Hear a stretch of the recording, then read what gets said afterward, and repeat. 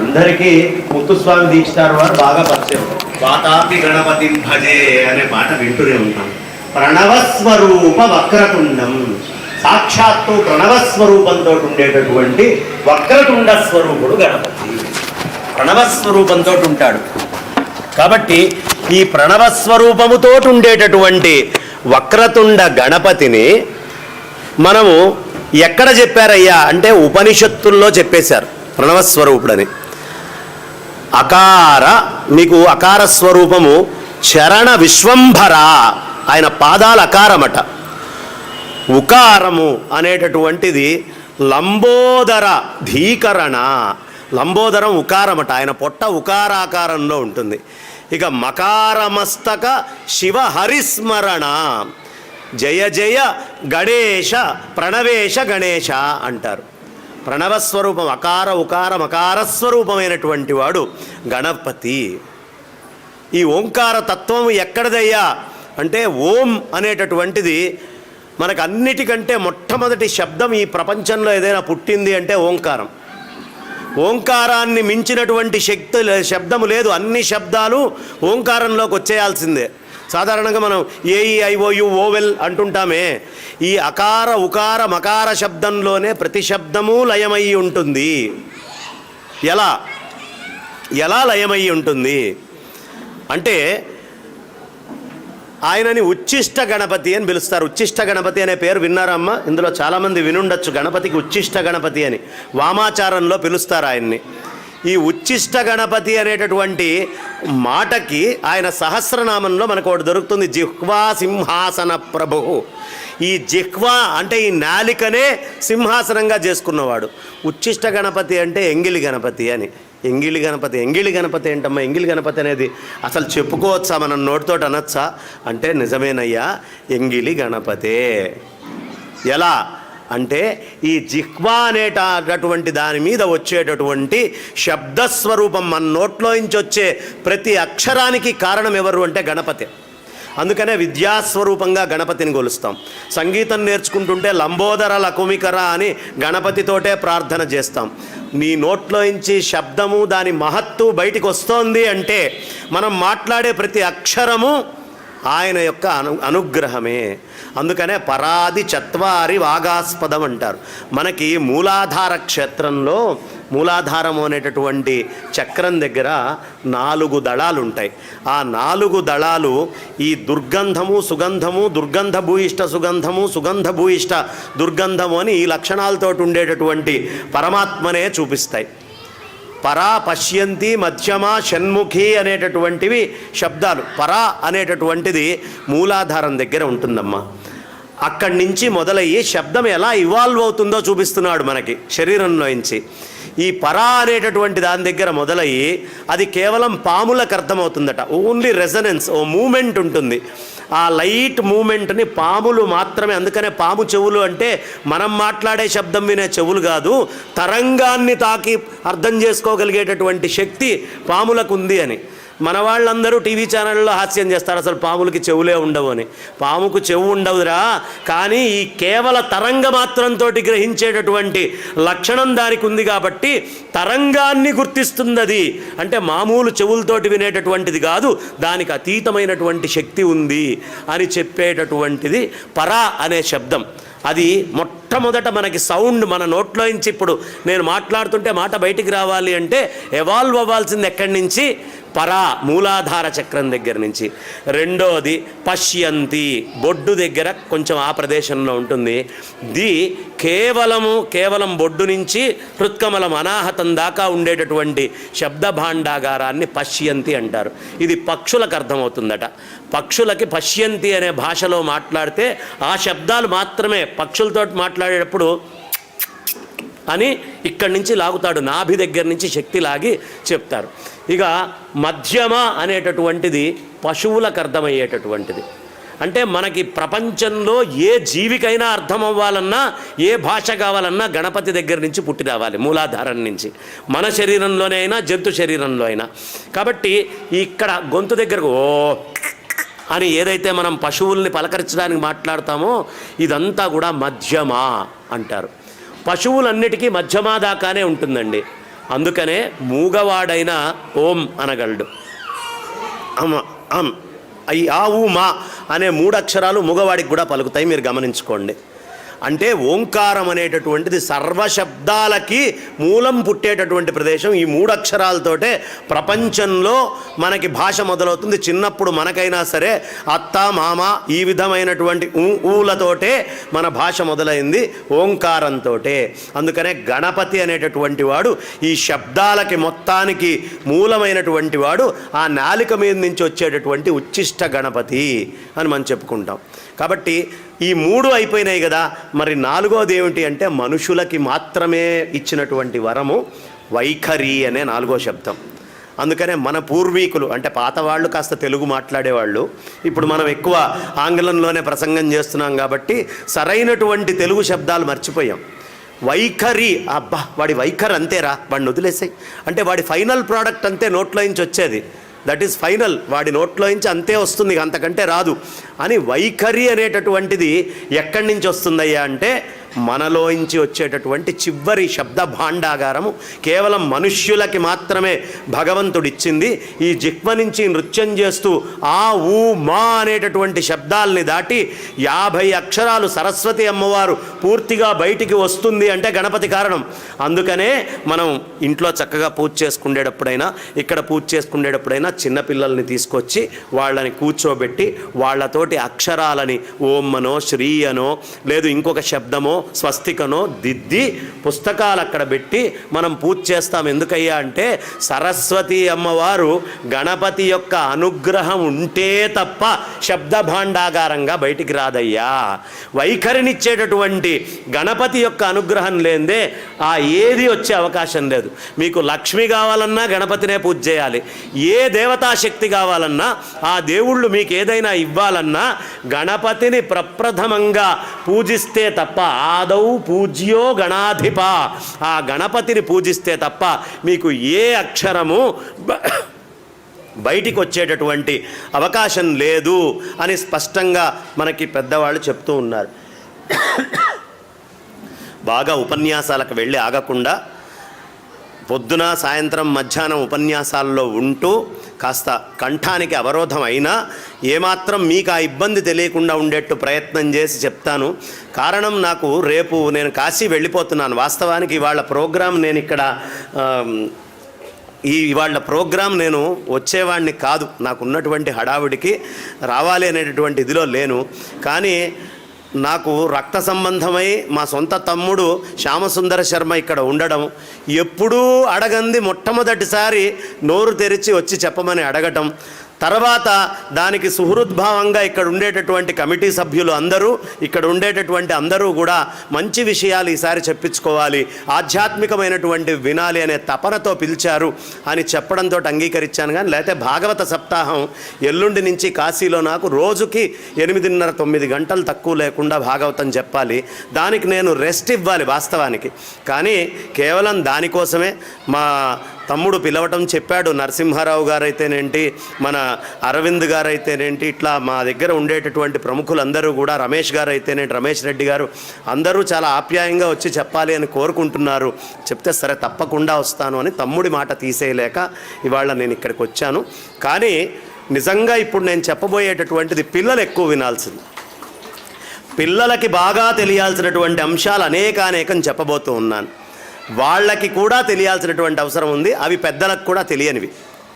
కాబట్టి పెద్దలు కూడా పిల్లలు కాండి, పిల్లలు కూడా వాళ్ళే వచ్చి మెల్లిగా వింటారు, ఒకదాని తర్వాత ఏం కంగారు లేదు. వాళ్ళకి చాలా ప్రధానంగా కూడా చెప్పబోతూ ఉన్నా. ఇక్కడ ఇప్పుడు మనం ఓంకార శబ్దం చెప్పుకున్నాం. నోట్లోంచి మాట రావాలి అంటే మహత్తు గణపతే, సరస్వతి విద్య రావాలంటే గణపతే. ఈ శరీరం లోపల ఉండేటటువంటి అన్ని శక్తులు, స్పైన్ ఒక్కటి పడుకుందంటే శరీరం డెడ్ అయిపోయిందండి. బ్రెయిన్ డెడ్ అయింది, బాడీ డెడ్ అయింది. మెయిన్ స్పైన్లో మూలాధారం టిప్పు దగ్గరే శక్తి మొత్తం ఉంది. 72,000 నాడులు, ఇడా పింగళ సుషుమ్న అనేటటువంటి నాడులు కూడా అక్కడి నుంచే ఆరంభమై మన శరీరాన్ని మొత్తాన్ని అట్లా సమ్మోహనపరిచి రకరకాలైనటువంటి శక్తులుగా బయట ప్రపంచానికి చూపిస్తూ ఉన్నాయి.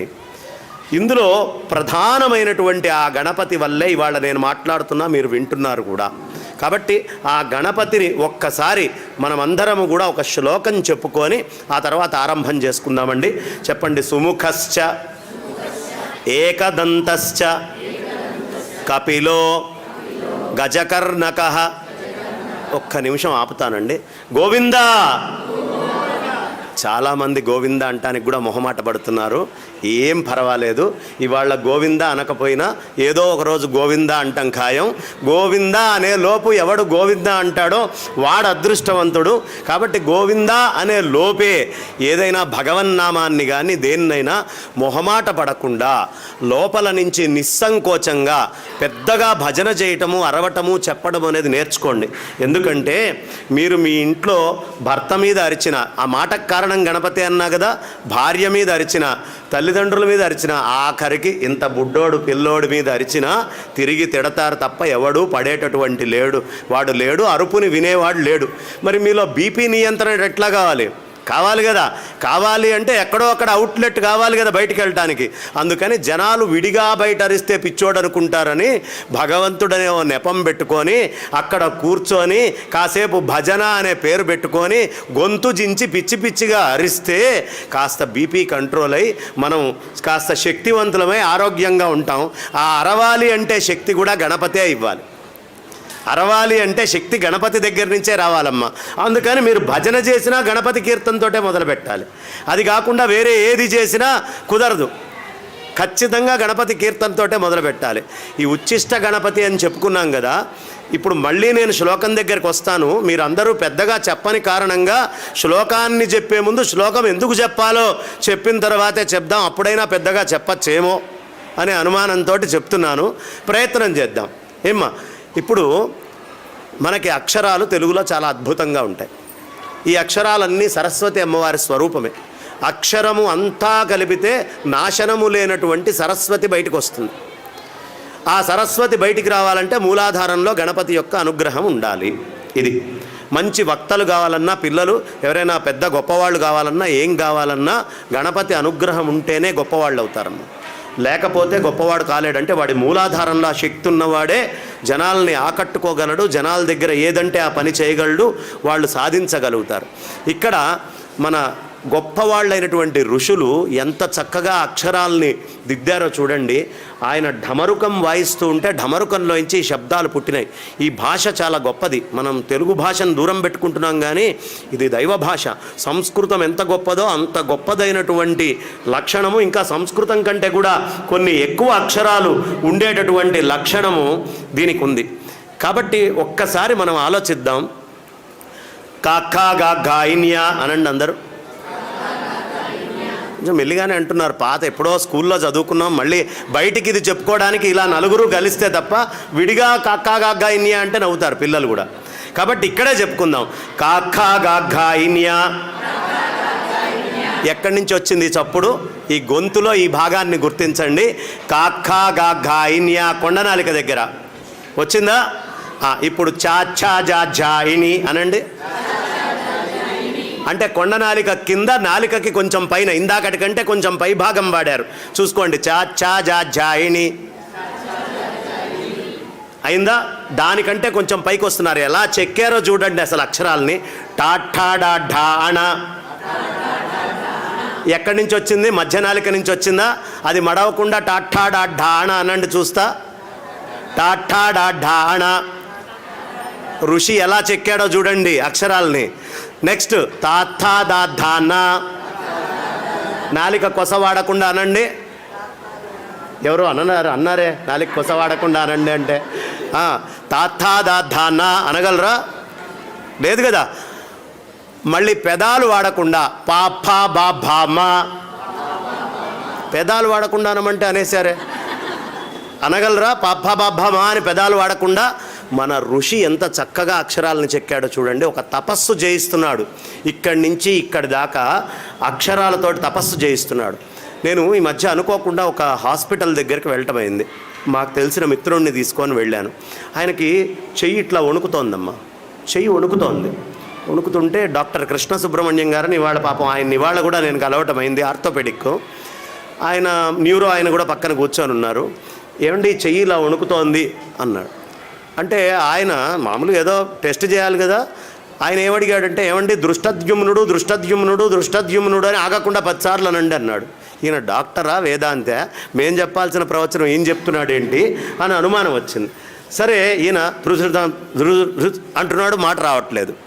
అయ్యా, ఈ మాటని బట్టి నాకు అర్థమైంది, మీ నరాలలో ఒక రకమైనటువంటి శక్తి మొత్తం కోల్పోయారు, తద్వారా మీరు బయటికి మాట్లాడలేకపోతున్నారు అని చెప్పాడు. ఇప్పుడు చూడండి, ముసలివాళ్ళు అయ్యాక స్వరం ఇంత గట్టిగా కంఠం ఇలా ఉంటుందా? ఎందుకు? నరాలలో సత్తువ తగ్గితే నోట్లో మాటలో తేడా వస్తుంది. అంటే మాటకి నరాలకి తేడా ఉంది. పక్షవాతం వచ్చింది, మాటలో తేడా వస్తుందా? నరాలకి మాటకి చాలా సంబంధం ఉంది. నరాలకి మాటకి చాలా సంబంధం, చాలా దగ్గర సంబంధం ఉంది. ఇది మన ఋషులకి తెలుసు.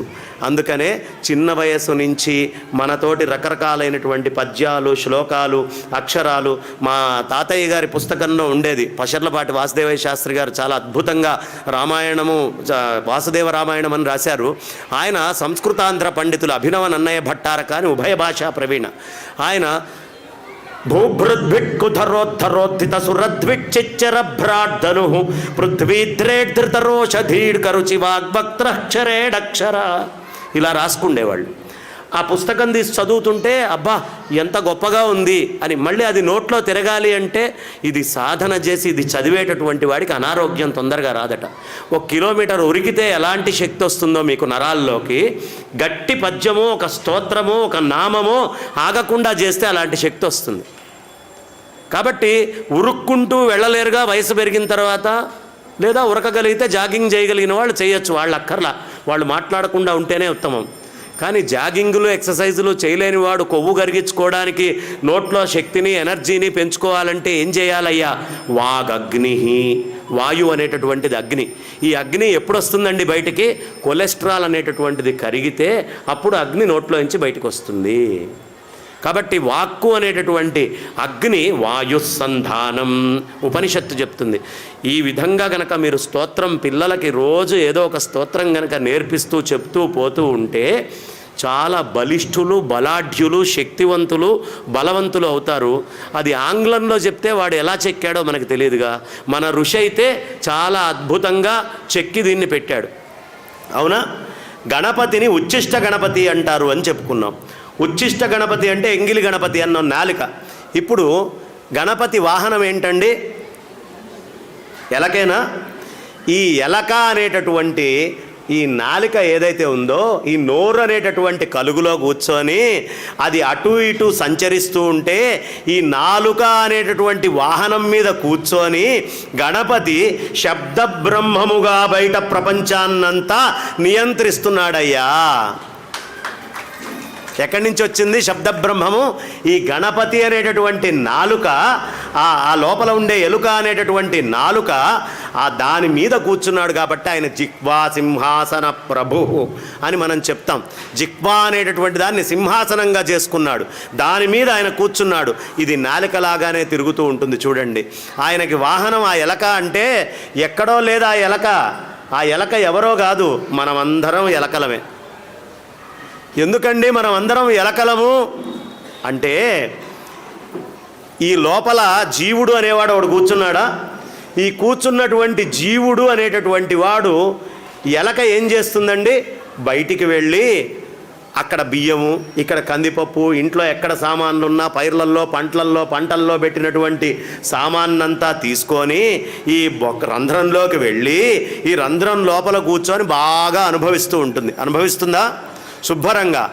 ఈ జీవుడు అనేవాడు ఈ కళ్ళు అనేటటువంటి, ఈ చెవులు అనేటటువంటివి, ఈ నాలిక అనేటటువంటిది, ఈ నాలిక, ఈ ముక్కు అనేటటువంటి, ఈ చర్మం అనేటటువంటి వాటిల్ని తీసుకొని కళ్ళతో బయటికి వెళ్ళి విషయాలను తెచ్చుకొని లోపల దాచిపెట్టుకుంటాడు. చెవులతోటి బయటికి వెళ్ళి బయట విషయాలన్నీ మాకే కావాలి, టీవీ సీరియల్ దగ్గర నుంచి అన్నీ ప్రతిదీ మాకే కావాలి. అంటే సంబంధం లేకుండా ఎవడో ఊరికే కల్పించి రాసిన దాన్ని కూడా ఓ కథ కింద వాడు చూపిస్తే దాన్ని తీసుకొచ్చుకొని లోపల దాచిపెట్టుకొని అనుభవిస్తూ ఉంటాం. అవసరం లేదు. పాపం నిజంగా ఆలోచిస్తే టీవీ సీరియల్స్ని మీరు ఒక్కసారి ఆలోచిస్తే రాసినవాడు బాగానే ఉన్నాడు, డైరెక్టర్లు బాగానే ఉన్నారు, డబ్బులు తీసుకొని నటించేవాళ్ళు బాగానే ఉన్నారు, వాళ్ళకి ఏ కష్టం లేదు, వాళ్ళు ఇంటికి వెళ్ళిన తర్వాత చచ్చినా ఈ సీరియల్ చూడరు. కానీ కానీ చూసేవాళ్ళు ఎవరు? వాళ్ళందరూ బాగానే ఉన్నాడు, వీళ్ళకి కష్టం అనమాట. ఏమైపోతుందో దానికి, రేపు ఏం జరగబోతోందో, రేపటి కష్టం ఏంటి, ఎల్లుండి కష్టం ఏంటి, 15 రోజులు, సంవత్సరాలు బిగిన ఏడిపించగలిగినటువంటి శక్తి డబ్బులు తీసుకొని రాసేవాడికి, తీసేవాడికి, నటించేవాడికి ఉంది. పాపం నటనంటే తెలియని అమాయకులు ఇక్కడ కూర్చొని కుర్చీలో ఆ పాత్రలన్నీ వేసుకొని కళ్ళు మూసుకొని 70mm స్క్రీన్లో చూస్తూ రేపేమవుతుంది, ఎల్లుండి ఏమవుతుంది, అయిపోగానే అమ్మాయికి ఫోన్ కొట్టాలి. ఏంటే కథ చూసావా, వాళ్ళ స్టోరీ ఏంటి, ఎక్కడ దాకా వచ్చింది. ఇప్పుడు మనం నాశనమైంది కాకుండా ఈ కథను తీసుకొని వెళ్ళి ఎదుటివాడికి కూడా ఒక అగ్గిపుల్ల ఇట్లా ఎలిగించి అట్లా కార్చిచ్చు మంట పెట్టినట్టుగా ఈ విషయాలన్నీ తీసుకెళ్ళి వాళ్ళ మీద పెట్టడం, వాళ్ళని భ్రష్టు పట్టించడం, ఇలాంటి పనికి మాలినటువంటి లౌకిక విషయాలని చర్చ చేస్తే ఇప్పుడు బాగుంటుందమ్మా. మొదట్లో చాలా బాగుంటుంది, కానీ ఈ విషయాలు పెరుగుతూ మీకు సంబంధం లేనటువంటి ఒక కొత్త ప్రపంచం మీ లోపల సృష్టి చేసుకుంటున్నారు. ఈ ప్రపంచము చాలా దారుణమైంది, గుర్తుంచుకోండి. ఇవాళ ఆనందంగా కనిపించిన ఏది ఆనందాన్ని ఇస్తుందో అదే దుఃఖాన్ని ఇస్తుంది, ఏది దుఃఖాన్ని ఇస్తుందో అదే ఆనందాన్ని ఇస్తుంది. ఎంత దారుణంగా సీరియల్స్ తయారైనాయ్యా అంటే 5:30కి నీకు సర్జరీ చేస్తానమ్మా, 6ంటికి సర్జరీ చేస్తానమ్మా అని డాక్టర్ చెప్తే 6 to 6:30 సీరియల్ ఉంది, 6:30 తర్వాత సర్జరీ చేయండి అని ముహూర్తాలు పెట్టుకునేటువంటి దుస్థితి వస్తుంది. అంత ఎడిక్ట్ అయిపోతున్నారు. మనకి సంబంధం లేనటువంటి బయట ఉండే అలజడిని లోపల తెచ్చుకొని ఇది నేర్చుకున్న తర్వాత లోపలికి వచ్చాక ఊరుకుంటుందా? మనకి ఏదైనా ఒక మంచి విషయం కొత్తది ఎవరైనా, నేను సాధారణంగా శంకర జయంతి ఉత్సవాలు చేస్తూ ఉంటా. ఈ శంకర జయంతి ఉత్సవాలు చేసేటప్పుడు నాకు తెలిసినటువంటి ఒక 4-5 ఎంచుకుంటాను. అందులో ముఖ్యంగా ఎక్కువ ఆడవాళ్ళు ఉంటూ ఉంటారు. వాళ్ళకి ఏం చెప్తానంటే, అమ్మ ఎవ్వరికీ చెప్పొద్దు, మీకు రహస్యం చెప్తున్నాను, ఇది మీకు మాత్రమే చెప్తున్నాను.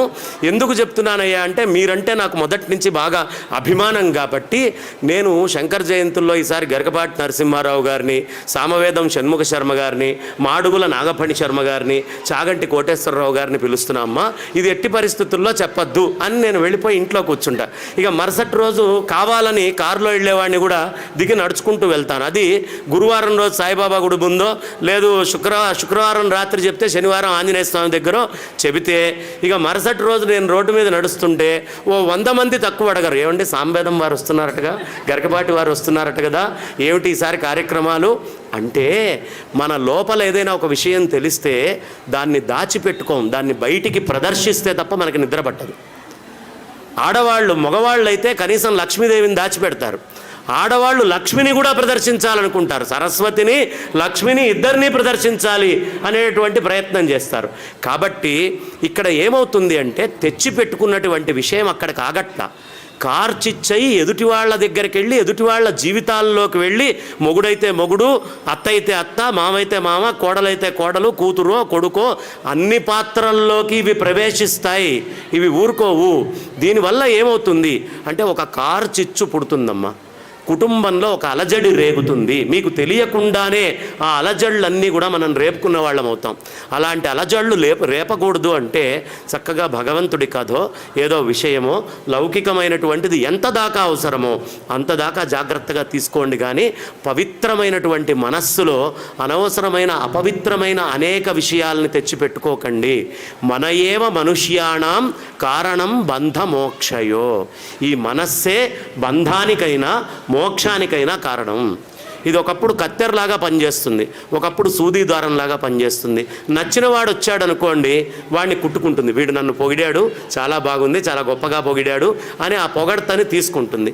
నచ్చని వాళ్ళు ఎవరైనా ఉండి మనల్ని తిట్టారనుకోండి, వెంటనే కత్తిరిస్తుంది కత్తెరలాగా. కాబట్టి ఇది కత్తెరలాగా సూదిదారంలాగా పనిచేస్తుంది. జాగ్రత్తగా కట్టుకొని ఏం కావాలో తీసుకోవాలి, ఏ వదిలేయాలో వదిలేయాలి. వదిలేయాల్సినవన్నీ లోపల పెట్టుకుంటున్నాం, లోపల ఉండాల్సినవన్నీ వదిలేస్తున్నాం. మీరే కరెక్ట్గా గమనించుకోండి. భగవతత్వాన్ని లోపలికి తీసుకోండిరా అంటే ఎవరు తీసుకోరు. అనవసరమైన లోకాన్ని మొత్తాన్ని తీసుకుంటారు. ఈ లోపల ఉండాల్సిన భగవంతుడిని రోడ్డును పడేస్తున్నాం, రోడ్డు మీద ఉండాల్సిన విషయాలన్నీ లోపల పడేస్తున్నాం. ఇదే మనం చేస్తున్నటువంటిది. ఎప్పుడైనా జగము అనేటటువంటిది, జగము అంటే బయట ప్రపంచం అమ్మ, అది జగంగా ఉండేంతకాలం బాధ పెడుతుంది. గజము, జగాన్ని తిప్పండి, గజము గణపతి అవుతాడు. అప్పుడు మీకు ఏ విధమైన బాధలు ఉండవు, అన్ని ప్రాబ్లమ్స్కి సొల్యూషన్ ఉంటుంది, ఒక ప్రశాంతత ఉంటుంది, శాంతి ఉంటుంది. అందుకని ఎప్పుడైనా గుర్తుంచుకోండి, లోపలికి వచ్చినటువంటి విషయం బయటికి వెళ్ళి దహిస్తుంది. అది యోగ్యమైనటువంటి విషయమై మీరు లలిత చదువుకున్నారనుకోండి, ఒక 4 లలిత చదివితే చాలు ఈ ప్రెమిసెస్లో. మిగతా ఆడవాళ్ళందరినీ ప్రభావితం చేసి ఎలాగో అలాగూ లాక్కొచ్చి లలిత చదివిస్తారు. ఒక్క 4 ఆడవాళ్ళు కిట్టి పార్టీలో కూర్చున్నారనుకోండి, మొత్తం కిట్టి పార్టీ కింద దీన్ని మార్చేయగలుగుతారు. అంటే ఆడవాళ్ళు శక్తి స్వరూపాలు.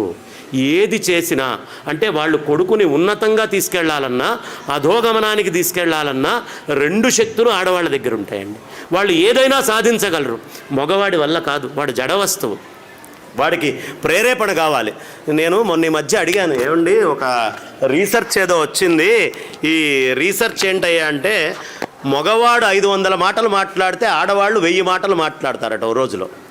సరే, ఇదే నేను కాలేజీలో లెక్చర్ ఇస్తూ, ఏమండి ఎందుకు మరి మగవాళ్ళు 500 మాట్లాడితే ఆడవాళ్ళు అంత టాకిటివ్ 1000 మాట్లాడతారంటే, ఒక అమ్మాయి లేచి చెప్పిందండి, నాకు ఇప్పటికీ అది చెవుల్లో తిరుగుతూ ఉంటుంది, మర్చిపోలేను జీవితంలో.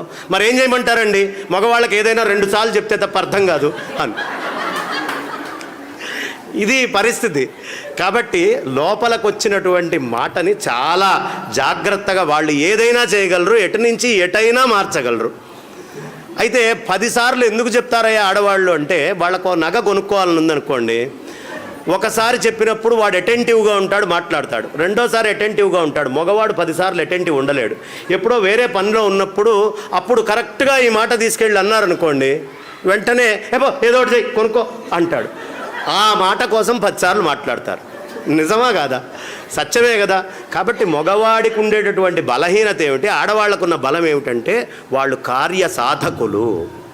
ఏ పనినైనా సాధించగలిగినటువంటి సమర్థత, చాకచక్యము, తెలివితేటలు ఉన్న వాళ్ళు. అందుకనే ఆడవాళ్ళది సహజ పాండిత్యము, మగవాళ్ళది ప్రయత్న పాండిత్యం, పురుషులది ప్రయత్న పాండిత్యం. సహజంగా పాండిత్యం ఉంటుంది ఆడవాళ్ళకి. నేను అందుకనే మొన్న ఈ మధ్య ఏదో ఒక సిటీ బస్సులో కూర్చున్నాను, 2002లోనో ఎప్పుడో వెళ్తూ సిటీ బస్సులో కూర్చుంటే స్త్రీలు అని రాశాడు, ఈ వెనకాల ఎక్కడ పురుషులు అని రాయలేదు. ఏమంటే పురుషులని ఎందుకు రాయలేదు అంటే, ఆడవాళ్ళకి తెలుసయ్యా అక్కడికి వెళ్ళి కూర్చోకూడదని, వాళ్ళకి సహజ పాండిత్యం ఉంటుంది, పురుషుడికి అర్థమే చావదు కదా, అందుకని స్త్రీలు అని రాసి చూపించారు. అది సహజ పాండిత్యం, ఇది ప్రయత్న పాండిత్యం. కాబట్టి స్త్రీ శక్తి చాలా ప్రధానమైనటువంటి శక్తి. అది అనవసరమైనటువంటి లౌకిక విషయాల వైపు ప్రయాణం చేయకుండా జాగ్రత్తగా కుటుంబాన్ని, వ్యవస్థని, వ్యవహారాన్ని తీసుకొని వెళ్ళాలి. కానీ సమస్య ఎక్కడొస్తుందయ్యా అంటే, మనం కృష్ణుడి దగ్గరికి వెళ్తే, ఇప్పుడు గొప్ప రహస్యం చెప్తా, అక్కడ వాళ్ళందరూ మధురలో నాట్యం చేస్తూ ఉంటారు. ఆడామగా తేడా లేకుండా అందరూ కోలాటాలు పెట్టుకొని నాట్యం చేస్తారండి. నాట్యం చేసేటప్పుడు అదేంటండి మరి మగవాళ్ళు అక్కడే తిరుగుతున్నారు, ఎట్లా నాట్యం చేస్తున్నారంటే, మీ మొహం ఎవడు మగవాడు అంటే కృష్ణుడు ఒక్కడే మగవాడు, మీరు అందరు కాదు పోండి. వాళ్ళు అలా నాట్యం చేస్తారు. వాళ్ళకి అసలు ఇంకొక పురుషుడే కాదు, అంత గొప్పదైనటువంటి స్థితిలో ఆ కృష్ణ పరమాత్మని వాళ్ళు ప్రార్థన చేస్తూ ఉంటారు. కాబట్టి భగవంతుణ్ణి లోపలికి తీసుకొని వచ్చి ప్రతిష్ఠ చేసుకోవాలి. మనమందరం కూడా ఆయనని ఎంత ప్రతిష్ఠ చేసుకుంటే మన సమస్యలకు అంత సమాధానం ఉంటుంది.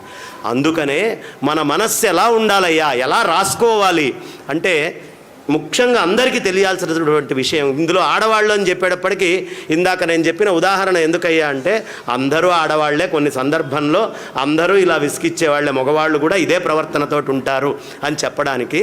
కానీ ఎక్కువగా స్త్రీ శక్తి అందు ఇది కనిపిస్తూ ఉంటుంది అని చెప్పేది. అయితే ఇక్కడ మన మనస్సును ఎలా ఉంచుకోవాలండి అంటే, ఒక చెక్క పేపర్ ఉందనుకోండి, పెన్ను పేపర్ తీసుకొని రాస్తే పేపర్ మీద గీతలు పడిపోయినాయా, అవి మార్క్ కింద ఉండిపోతాయి. మన మనస్సులో అలా రాయకూడదు.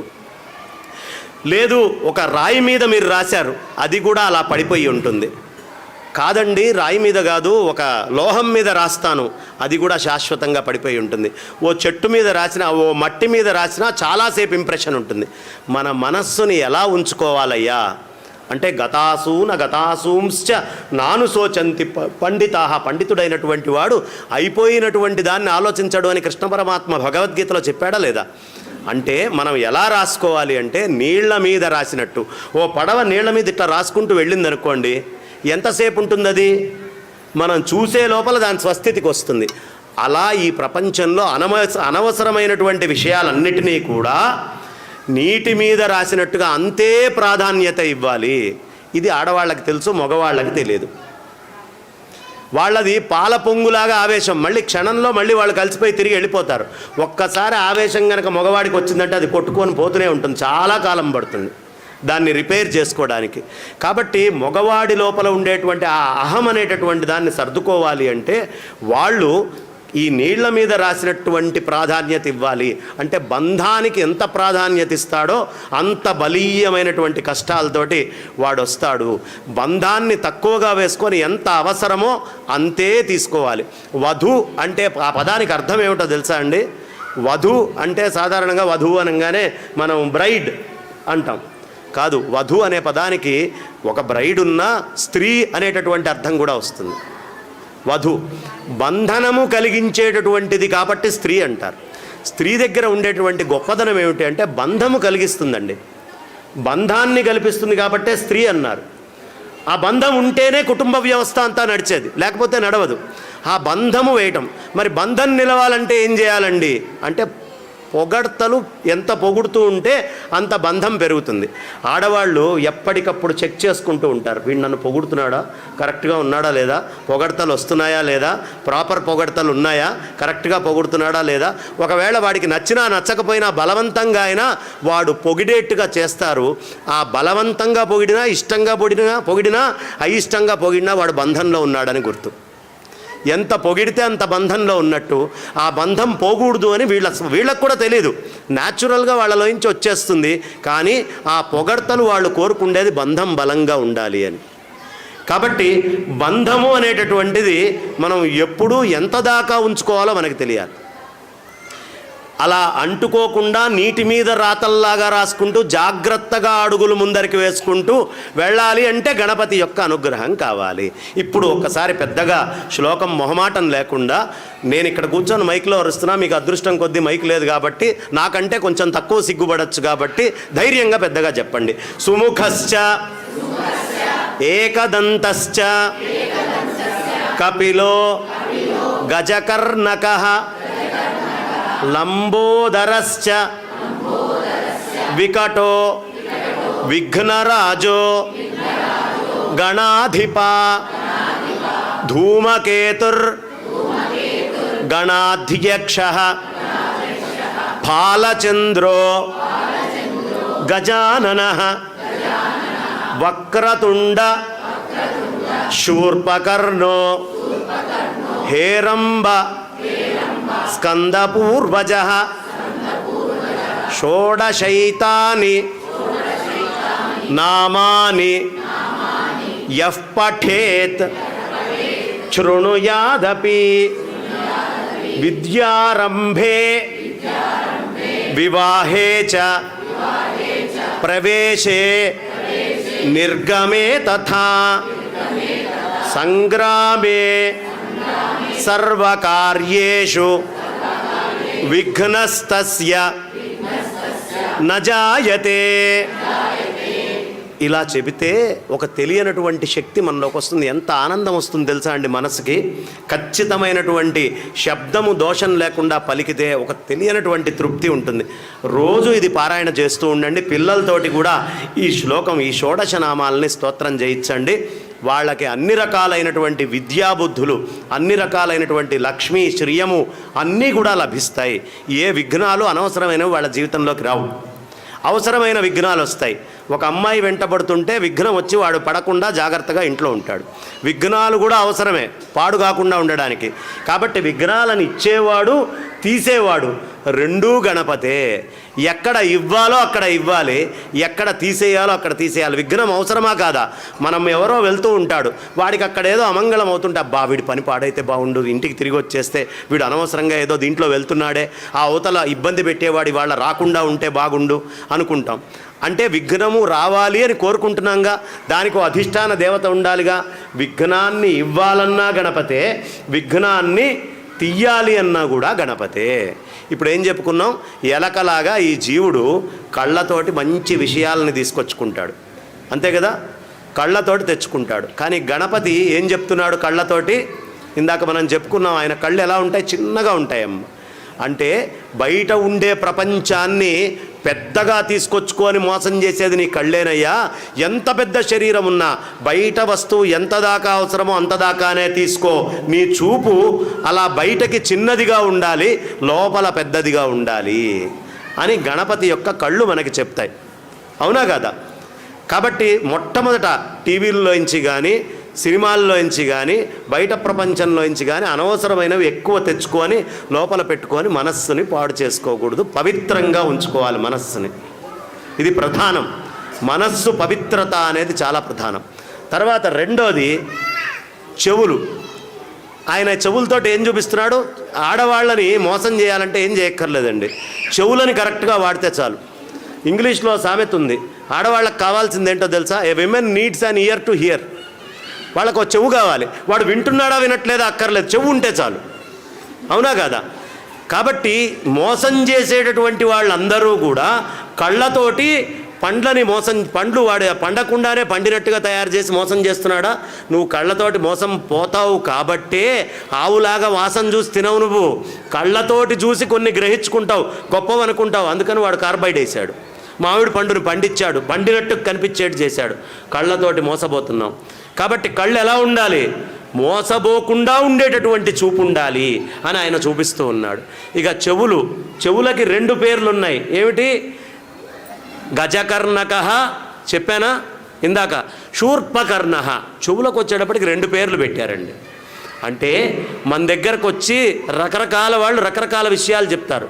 అందులో మంచి ఉంటుంది, చెడు ఉంటుంది. కాబట్టి ఏది చెప్పినా చెవులు పెద్దవి చేసుకొని విను. చాలా పెద్ద చెవులు చేసుకొని వినాలండి. ఎవరు ఏది చెప్పినా పెద్ద చెవులు ఉండాలి. వినదగును ఎవ్వడు చెప్పినా, అవునా? వినదగును ఎవ్వడు చెప్పినా వినాల్సిందే. అందుకనే భగవంతుడు నోటికి మూతనిచ్చాడు, కంటికి మూతనిచ్చాడు. ముక్కు బిగిచ్చి ఆపుకోగలరు, లేదు మిగతా రంధ్రాలని కూడా కాస్త బిగిచ్చి ఆపగలుగుతారు. ఒక్క ఎమర్జెన్సీ ఎగ్జిట్ పెట్టాడు వీడు నాశనం కాకుండా. ఒక్క ఎమర్జెన్సీ ఎగ్జిట్ అయినా ఉండాలయ్యా అని చెవులను పెట్టాడు. దీన్ని మీరు ఇట్లా పెట్టినా అట్లా పెట్టినా మూసుకోదు, చచ్చినట్టు వినాల్సిందే చెవుడు వస్తే తప్ప. భగవంతుడు వద్దురా నాయన చాలా విన్నాడు, వీడిని ఆపుదాం అనుకుంటే తప్ప చచ్చినట్టు వినాలి. ఎమర్జెన్సీ ఎగ్జిట్ అంటారు. ఏదో రోజు మహాత్ముడు వచ్చో మంచి మాట చెప్పకపోతాడా, నన్ను ఉద్ధరించకపోతాడా, ఈ జీవిని ఉద్ధరించకపోతాడా అని ఎమర్జెన్సీ డోర్స్ కింద ఈ చెవులను పెట్టాడు. కానీ మనం ఈ చెవులని కూడా సాధ్యమైనంత చెత్త వినటానికే, అబద్ధాలు చెప్పడానికే, అబద్ధాలని వినిపించడానికే వాడతామండి. అబద్ధం వినటానికి ఇష్టపడ్డంత నిజం వినటానికి మనం ఇష్టపడం. చాలా అబద్ధాలే వింటాం. కానీ ఒక్క విషయం మీరు గుర్తు తెచ్చుకోండి, అసత్యానికి ప్రమాణం ఏమిటి? ప్రతిదానికి ఓ ప్రమాణం, కొలబద్ధం ఉండాలి కదా. అసత్యానికి కొలబద్ధ ఏమిటి? అసత్యానికి కూడా కొలబద్ధ సత్యమే, నిజమే కొలబద్ధ. ఎందుకు? మీరే పక్క వాళ్ళ చెవులు అబద్ధం చెప్తున్నారు. ఆ అబద్ధాన్ని వాడు ఏమనుకోవాలని చెప్తున్నారు? సత్యం అనుకోవాలి, నిజం అనుకోవాలనే కదా. అబద్ధానికి కూడా కొలబద్ధ నిజమే. ఇది మనం గుర్తుంచుకోవాల్సిన విషయం. కాబట్టి ఈ చెవులు అనేటటువంటివి ఎప్పటికప్పుడు అబద్ధాన్ని నిజం చేసుకోవాలని ప్రపంచం కోరుకుంటూ రకరకాల విషయాలు మనకి చెప్తూ ఉంటుంది. కాబట్టి ఎవరు ఏది చెప్పినా అందులో మంచి మాట ఒక్కటి రావచ్చు. వినదగును ఎవ్వడు చెప్పినా, పోనీ వాడు తప్పే చెప్పనియండి, ఒప్పే చెప్పనియండి, ఆ నుంచి బండిరా దాకా అక్షరాలే చెప్తాడు కదా. అక్షరానికి ఉండే శక్తి అక్షరానికి ఉంటుందండి. అది తెలిసి చేసినా తెలియక చూసినా అక్షరం శక్తి మన శరీరంలో పనిచేస్తుంది. అక్షరము యొక్క శక్తి మన శరీరంలో. అందుకనే వేదం ఎవరైనా చదువుతుంటే వింటే చాలు, దాని అర్థం మనకు తెలియక్కర్లా, విన్నంత మాత్రానే మనకి శరీరం లోపల శక్తి ఇస్తుంది. ఓం నమస్తే రుద్రమణ్యవతో తైషవే నమః, నమస్తే అస్తు ధన్వనే బాహుభ్యాముతతే నమః అంటే మనకు ఎంత ఆనందంగా ఉంటుంది. ఆ శబ్దం వింటుంటే ఇంకా వినాలనిపిస్తుంది. ఎందుకయ్యా అంటే శబ్దము అర్థం తెలిసినా తెలియకపోయినా మన లోపల ఒక ప్రశాంతతని నింపుతుంది. కాబట్టి శబ్దము అనేది ఆ నుంచి బండిన దాకా ఉండే అక్షరాలే. కాబట్టి వింటుండండి, వినదగును ఎవరు చెప్పినా. కానీ శూర్పకర్ణ అని ఆయనకి ఇంకో పేరుంది, అవునా? పెద్ద చెవులున్నాయి అని చెబుతూనే గజకర్ణక అంటూనే శూర్పకర్ణ. శూర్పము అంటే ఏమిటి? చాట. చాటల్లాంటి చెవులున్నాయి అంటున్నాడు. చాట ఏం చేస్తుందండి? మీరు ఏదైనా పదార్థం వేస్తే పాపం ఇప్పుడున్న పిల్లలకు తెలియదు, ఎందుకంటే తల్లులు వాడట్లేదు కాబట్టి. తల్లులు చాటలు వాడితే కొడుకుకు తెలుస్తుంది. మీ తల్లులు పాపం తెలివితేటలు లేక అప్పట్లో ఏవో చాటలు వాడి చెరిగి విసిరి మీరు ఆరోగ్యంగా ఉండాలని ఇప్పుడు మీకంటే 10 రెట్లు ఎక్కువ పని చేస్తుండేవాళ్ళు. ఏదో రుబ్బుతూ ఇసురుతూ కొట్టుకుంటూ బట్టలు ఉతికి. ఇప్పుడు పనులు చాలా మటుకు తగ్గిపోయినాయి, ఎందుకంటే సీరియల్స్ ఎక్కువైనాయి కాబట్టి. ఇది నేను వెళ్ళేలోపు మీరు కొడతారేమో అని అనుమానంగా ఉంది. అయినా పర్లేదు, తప్పు అని చెప్పాలి కాబట్టి, నిర్మోహమాటంగా ఎవడోడు ఉండాలి కాబట్టి చెప్తున్నాను. ఎక్కువైనాయి కాబట్టి పనులు తగ్గుతున్నాయి. పనులు తగ్గి ఏం చేస్తున్నారు ఒక్కసారి ఆలోచించండి. జిమ్కి వెళ్తున్నారు అందరూ. ఎందుకండి జిమ్కి? ఈ బరువులు ఇట్లా ఎత్తుతారు, అలా నడుస్తూ ఉంటారు, కాళ్ళతోటి ఇచ్చేస్తారు, వంగుతారు, లేస్తారు. భారతీయ ఋషి యొక్క గొప్పతనం ఏంటి తెలుసా? ప్రొడక్షన్ లేని ఏ పని చేసినా నువ్వు వెధవ్వేరా, నీకంటే వెధవ ఇంకోటి లేడు. ఏం ప్రొడక్షన్ ఉందండి బరువు ఇట్లా ఎత్తితే? అదే ఓ రోకలి బండి ఎత్తితే, ఓ పత్రం ఎత్తి కొడుతూ ఉంటే ప్రొడక్షన్ అవుతోంది, ఎక్సర్సైజ్ అవుతోంది. ప్రొడక్షన్ లేనటువంటి ఎక్సర్సైజ్ తెలివి తక్కువ వాడు చేస్తాడు. నీ శక్తిని వాడి ప్రొడక్షన్ లేని పనులు చేస్తావా? వంగి ముగ్గేస్తే నడుములో ఇన్సులిన్ రిలీజ్ అవుతుంది, అంతేగాని డాక్టర్ వంగి కాళ్ళు లేపి దింపమన్నాడండి, ఏమిటి ప్రయోజనం? ఏమీ లేదు. కాబట్టి ప్రొడక్షన్ లేనటువంటి నిష్ప్రయోజనమైనటువంటి సారరహితమైనటువంటి ఎక్సర్సైజుల వైపు వెళ్తున్నారు. కానీ సారభూతమై ప్రతినిత్యము మన జీవితంలో చేసే పనుల యందు ప్రొడక్షన్తో కూడిన పనిని చెయ్యండిరా అంటే, అందులో ప్రొడక్షన్ ఉంది కాబట్టి మేము చెయ్యం. అది అమ్మమ్మలు నాయనమ్మలు పూర్వం తెలివి తక్కువ దద్దమ్మలు చేసిన పనులు. మాకు ప్రొడక్షన్ లేనటువంటి పనులే కావాలి. పండు లేని చెట్టే కావాలి. పెద్ద చెట్టు ఉంది, పండు లేవు, ఏం ప్రయోజనం? మామిడి చెట్టుకు పండు రాలేదనుకోండి, ప్రయోజనం ఏంటి? ఫలం లేనటువంటి చెట్టుని ఏం గౌరవిస్తాడు? ఎవడు గౌరవిస్తాడు? 2 రోజులు అయ్యాక నరుకుతాడు చెట్టు, ఈ ప్రదేశంలో పండు వచ్చేది పెడితే నయ్యము అని. మరి ప్రొడక్షన్ లేని మన గురించి భగవంతుడు ఎందుకు తాపత్రయపడాలండి? నరికి తీసుకెళ్తే అయిపోతుంది. ప్రొడక్షన్ లేని పని చెయ్యకూడదు. పిల్లలకి ఇప్పటి నుంచే నేర్పించాలి. ఏ పని చేసినా వాడి శరీరంలో ఏ ఎనర్జీ వాడినా దాని నుంచి ఓ ప్రొడక్షన్ ఉండాలి. ఎనర్జీ ప్రొడక్షన్ ఇవ్వడం కోసమే ఈ ప్రపంచంలో ఓ కరెంటు స్విచ్ వేశారు, ఎనర్జీ కన్జ్యూమ్ అవుతోంది. ప్రొడక్షన్ ఉంటే స్విచ్ వేస్తారా? లేదండి ఊరికనే స్విచ్ వేయండి, మీ కరెంటు యూనిట్ మాత్రం తిరుగుతుంది, ఆ ఫ్యాన్ తిరగదు, ఈ ఫ్రిడ్జ్ రాదు, ఆ ఏసీ రాదంటే స్విచ్ వేస్తారా వెళ్ళి? అది ఎంత తెలివి తక్కువ పనో ఈ చేస్తున్నటువంటి పని కూడా అంతే తెలివి తక్కువ అన్నది. ప్రొడక్షన్ లేనటువంటి పనులు చేస్తున్నాం.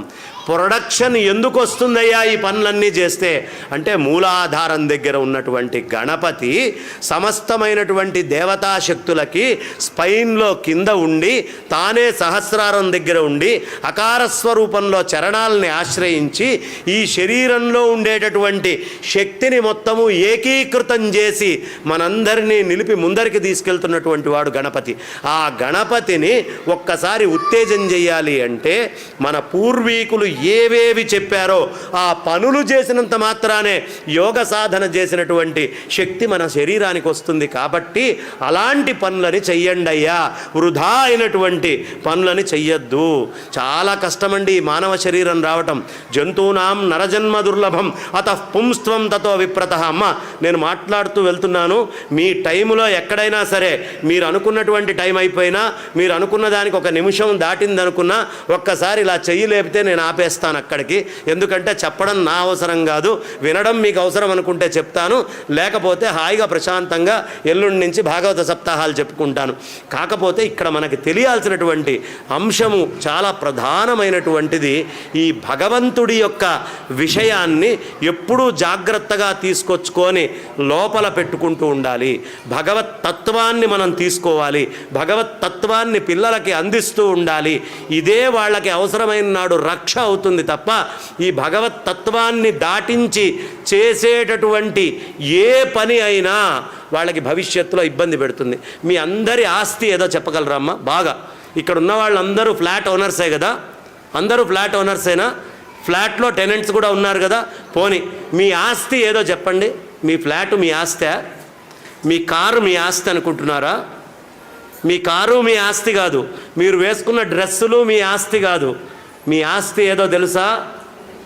మీ లోపల నేను అనేటటువంటి ఎరుక, మీ సంతానం మీ ఆస్తి. మీ ఆస్తి ఏది?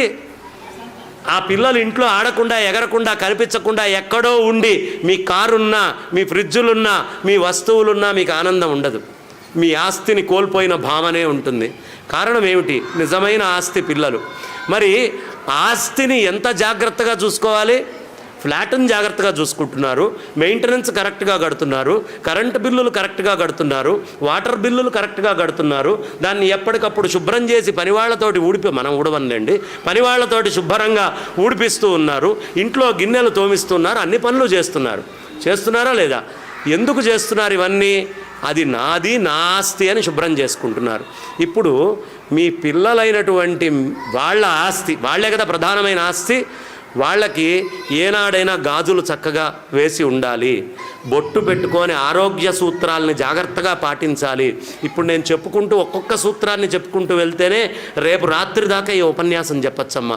బొట్టు ఎందుకు పెట్టుకోవాలి, జడెందుకు దువ్వుకోవాలి, మెళ్ళో గొలుసులు ఎందుకు వేసుకోవాలి, చీరని జాగ్రత్తగా ఓ పద్ధతిలోనే ఎందుకు కట్టుకోవాలి, వస్త్రధారణకి ఎందుకు అంత ప్రాధాన్యత ఉంది, పంచె ఎందుకు కట్టుకోవాలి, చొక్కాలు కాకుండా పైన ఉండేటువంటి పై వస్త్రాలు ఎందుకు వేసుకోవాలి, ఈ ఆవరణానికి ఉండే ఈ వస్త్రాలు ఏమిటి, వీటన్నిటికీ చాలా గొప్ప సైంటిఫిక్ రీజన్స్ని దర్శించినటువంటి ఋషి మన జీవన విధానంలో చాలా తీసుకొచ్చారు.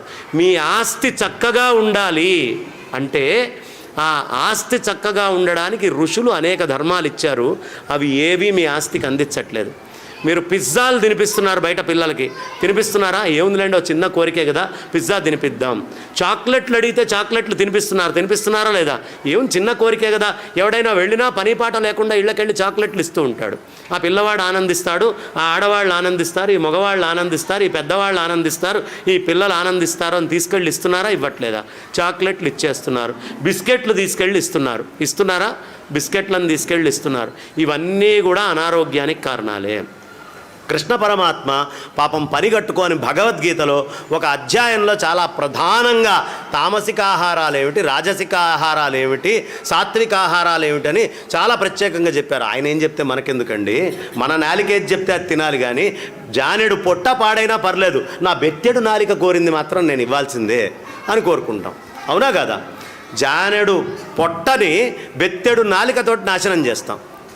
ఎలా అంటే ఇవాళ నేను చెప్తున్నానమ్మా, మీరు వెళ్ళి మీ గూగుల్లో సెర్చ్ చేసుకోండి.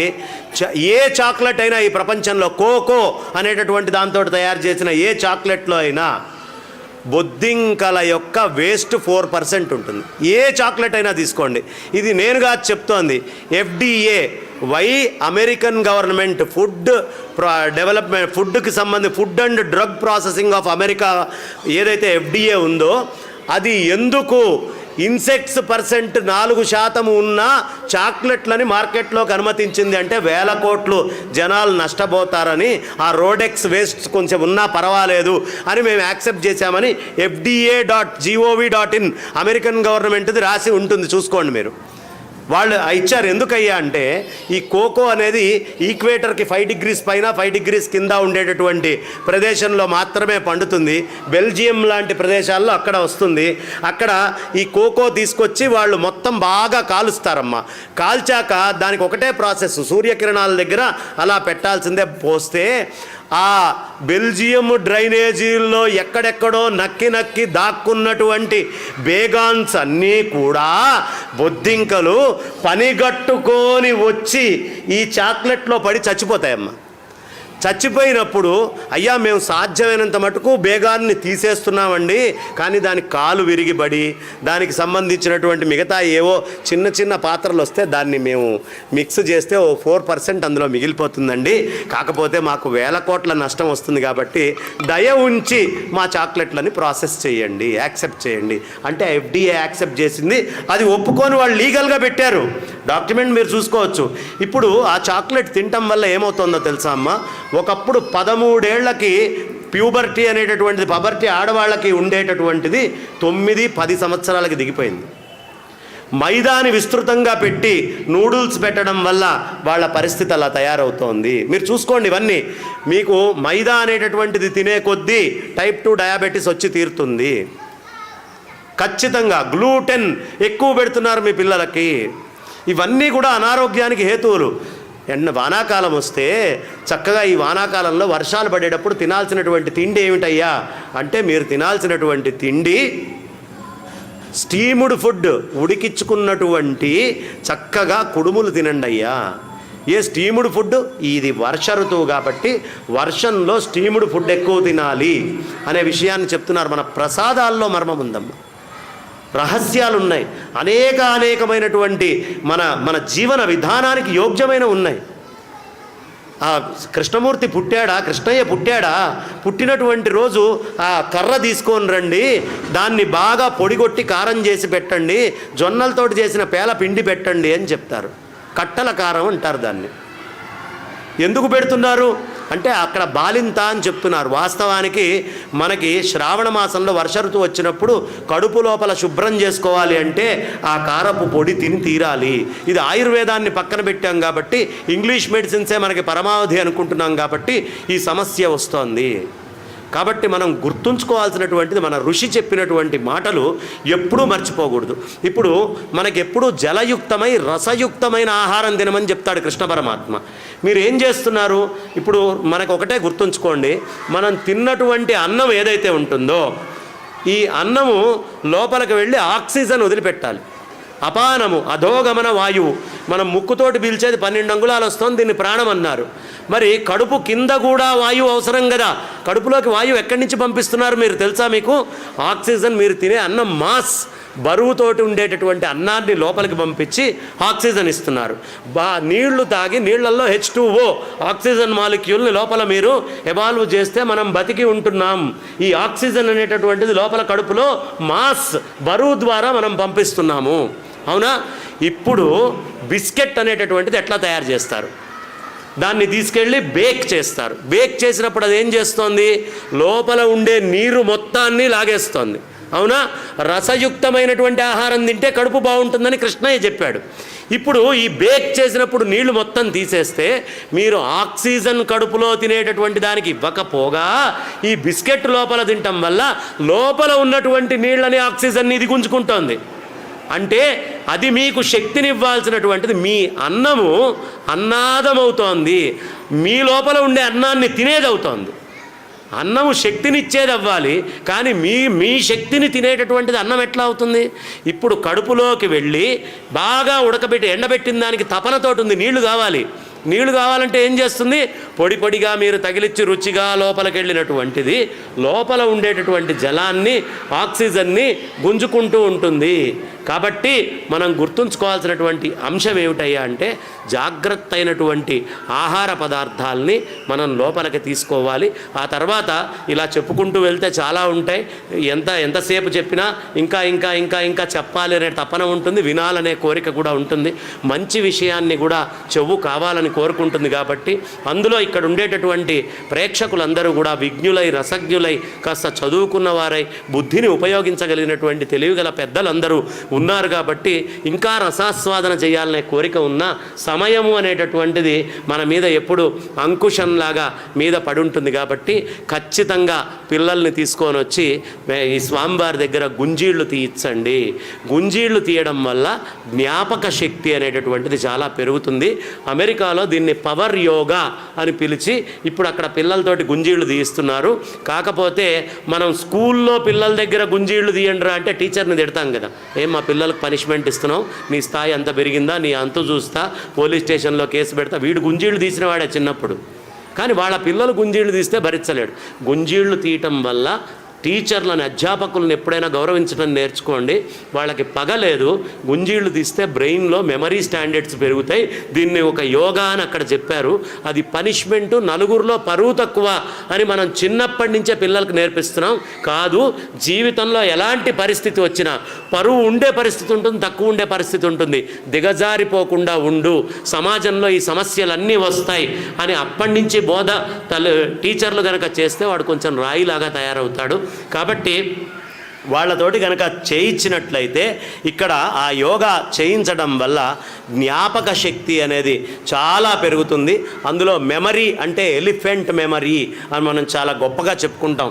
ఎలిఫెంట్ మెమరీ ఎందుకయ్యా అంటే 10 ఏళ్ల క్రితం చూసిన వాళ్ళని కూడా ఏనుగు ఆ యాదృచ్ఛికంగా చూసిన 10 ఏళ్ల తర్వాత గుర్తుపడుతుందట, పట్టించుకోదు మందబుద్ధితోటి, కానీ దాని మెమరీ అంత స్ట్రాంగ్గా ఉంటుంది.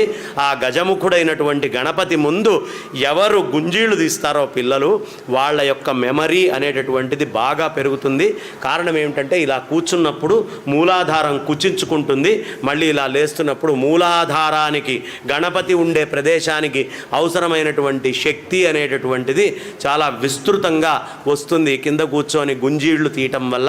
అందుకనే నేను ఎప్పుడైనా ఏదైనా మర్చిపోతే ఉపన్యాసం చెప్పేటప్పుడు కానీ అప్పుడు కానీ చక్కగా వెళ్ళి ఎక్కడో గణపతి కనిపించంగానే 4 గుంజీళ్ళు తీస్తే అందరూ పాపం గణపతిని చూసి తీస్తున్నాడు అని అనుకుంటారు, కానీ నాది నాకు గుర్తు రావడం కోసం ఆయన ముందు చెప్పుకొని గుంజీళ్ళు తీసుకుంటూ ఉంటా. తద్వారా జ్ఞాపక శక్తి చాలా ఎక్కువగా పెరుగుతుంది. కాబట్టి గుంజీళ్ళు తీర్చడము అనేది ఖచ్చితంగా పిల్లలతోటి చేయించండి. దీన్ని ఇంకా సైంటిఫిక్గా చాలా విస్తృతంగా చెప్పచ్చు.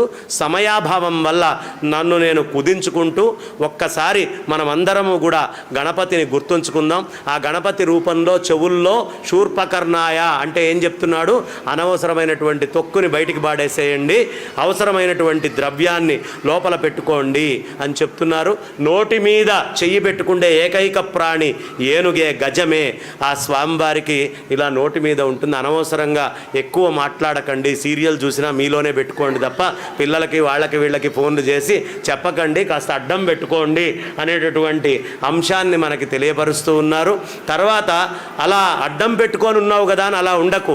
ఎక్కడ అవసరమో ఏనుగు చేసేటటువంటి దాన్ని ఏమంటారు తెలుసమ్మా, ఘీంకారం అంటారు, అది నిషాదము అంటారు. సంగీతంలో అత్యుత్తమమైనటువంటి స్థాయికి చేరితే అబ్బా నిషాద స్థాయికి వెళ్ళాడండి, నిషాదం అనేటటువంటి పదం వాడతారు. అంటే ఎక్కడ అవసరమో అక్కడ ఘీంకరించే అరువు, అనవసరమైన దగ్గర అడ్డం పెట్టుకొని ఉండు అని స్వామి ఆయన రూపం ద్వారా మనకి చూపిస్తూ ఉన్నారు. స్వామి యొక్క లంబోదరము పుష్టికి తుష్టికి సూచన. ఆయన యొక్క అభయం కానీ ఆయన రూపం కానీ ప్రతి దాంట్లో ఒక సైంటిఫిక్ రీజన్ ఉందమ్మా. ఇక్కడ ఒక పక్క దంతం ఉంటుంది, రెండో పక్క దంతం ఉండదు. గణపతికి ఏకదంతుడు. ఏమిటయ్యా అంటే తండ్రి గారి యొక్క స్పర్శ లేకుండా తల్లి పిల్లవాడిని తయారు చేసింది. కాబట్టి తండ్రి వచ్చి పరమాత్మ స్పర్శ లేకుండా ప్రకృతి ఎప్పుడు పిల్లల్ని తయారు చేయకూడదు, ప్రకృతికి విరుద్ధంగా చేసావని పరమేశ్వరుడు వచ్చి శిరస్సుని తీసి మళ్ళీ శిరస్సును తెచ్చిపెట్టి బతికిచ్చి తండ్రి అయ్యాడు.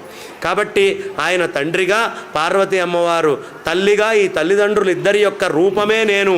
ఆ శక్తి నాకు, నా తల్లిదండ్రులకి తేడా లేదు, అవ్యక్త వ్యక్త మహదహంకారాలు అని చెప్పినట్టుగా ఆడ ఏనుక్కి దంతం ఉండదు, మొగ ఏనుక్కి దంతం ఉంటుంది. ఒక భాగాన్ని తల్లిని చూపిస్తున్నాడు, ఇంకొక భాగము తండ్రిని చూపిస్తూ అర్ధనారీశ్వర తత్వాన్ని చూపిస్తున్నటువంటి వాడు అవ్యక్తమైనటువంటి పరమాత్మ, వ్యక్తమయ్యేటటువంటి శక్తి, ఈ అన్నిటికీ మహత్తునిచ్చేటటువంటి వాడిని నేనే అనే విషయాన్ని స్వామివారు మనకు చూపిస్తున్నారు. కాబట్టి ఆ స్వామివారి యొక్క రూపము అమోఘమైనటువంటి రూపము. అలాంటి రూపాన్ని చక్కగా ధ్యానం చేయండి, ఇంట్లో పెట్టుకోండి. గణపతికి అహంకారంతో చేసే పూజలు నచ్చవు. గణపతికి నచ్చేటటువంటిది భక్తితోటి చేసేటటువంటి పూజలే. అందుకనే గరిక పెట్టినా ఆనందిస్తాడు. పరమేశ్వరుడి కంటే ముందువాడే గణపతి. పరమేశ్వరుడికి పుట్టాడని మీరు అనుకోవద్దు. హిమవంతుడు ఇచ్చినటువంటి గణేశ మంత్రం వల్ల ఆ పార్వతీ అమ్మవారు నలుగు లోపలికి ఒక్కసారి ప్రార్థన చేస్తే ఆవాహన చేసింది. లలితా సహస్రనామాల్లో బండాసురుణ్ణి చంపాల్సి వచ్చినప్పుడు కామేశ్వర ముఖాలోక కల్పిత శ్రీ గణేశ్వర, ఒక్కసారి ఆయన కళ్ళల్లోకి చూస్తే గణపతి వచ్చాడు. ఇలా అనేక రకాలైనటువంటి గణపతి రూపాలు అనేటటువంటివి మనకి ఉన్నాయి. 56 గణపతులు కాశీలో ఉన్నారు, 108 గణపతులు. అందులో నృత్య గణపతి, విద్యా గణపతి, బాల గణపతి, మనకి లక్ష్మీ గణపతి, అలా రకరకాలైనటువంటి గణపతులు ఉన్నారు. నృత్య గణపతి అంటే శంకరాచార్యులు వారు రాస్తారు, నితాంతకాంతదంతికాంతమంతకాంతమాత్మజం అచింత్య రూపమంతహీనమంతరాయ కృంతనం హృదంతరే నిరంతరం వసంతమేవ యోగినాం అని చక్కగా గొంతు పోయినా పాడే ప్రయత్నం చేశాను. వింటున్నారనే ధైర్యంతో. ఇక ఇంత చెప్పాను కాబట్టి ఆ భగవంతుడు పలికిచ్చినటువంటి 4 పలుకులు ఆయనే శక్తిగా నాలో పలికిచ్చాడని, ఇవి ఉపయోగపడితే మీ జీవితంలో నేను ధన్యుణ్ణని, ఉపయోగపడకపోయినా నా వంతు ప్రయత్నం నేను నాతోటి ఈ శరీరంతో చేయించినందుకు ఆయనకి ధన్యత తెలియపరుస్తూ, మంచివి ఏవైనా ఉంటే అది మా గురువులు ఇచ్చినవి, పనికిమాలినవి ఏవైనా ఉంటే పోతన భాగవతం కొంత నా పైత్యం కొంత అని అది నా పైత్యం కింద భావించి వదిలేస్తారు అనే విషయాన్ని నేను తెలియపరచుకుంటూ నా వాణికి విరామాన్ని ఇస్తున్నాను. స్వస్తి.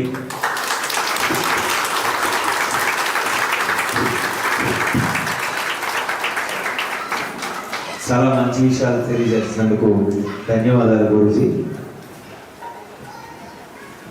మా ప్రెసిడెంట్ నరసింహ గారిని, అలాగే రమేష్ రెడ్డి గారిని, శ్యామ్ గారిని, కోప్సన్ శ్రీధర్ గారిని, స్వామి ఇక్కడ ఈరోజు మీరు ఏదైతే వాక్యాలు చెప్పారో అవి చాలా మటుకు అక్షర సత్యాలు. ఎందుకంటే ఇక్కడ కూర్చున్న వాళ్ళకి ఈరోజు పొద్దున్న లలితా శాస్త్రం స్టార్ట్ చేసినప్పుడు 4 ఉన్నారు, అయ్యేటప్పటికి దగ్గర 30 మంది దాకా వచ్చారు.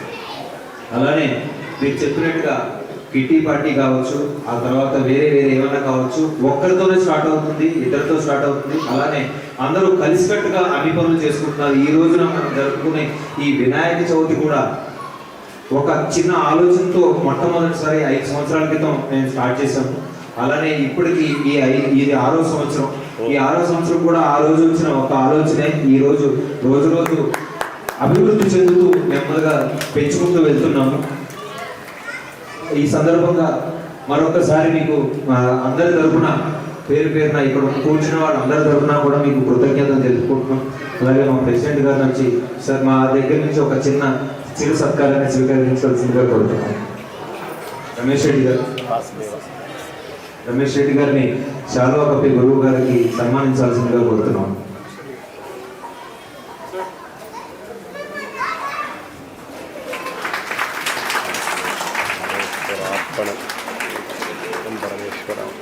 ఆయురారోగ్య ఐశ్వర్యాలు.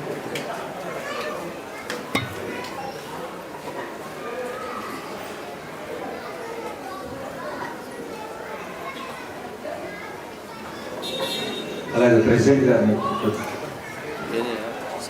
చిరు సత్కారం.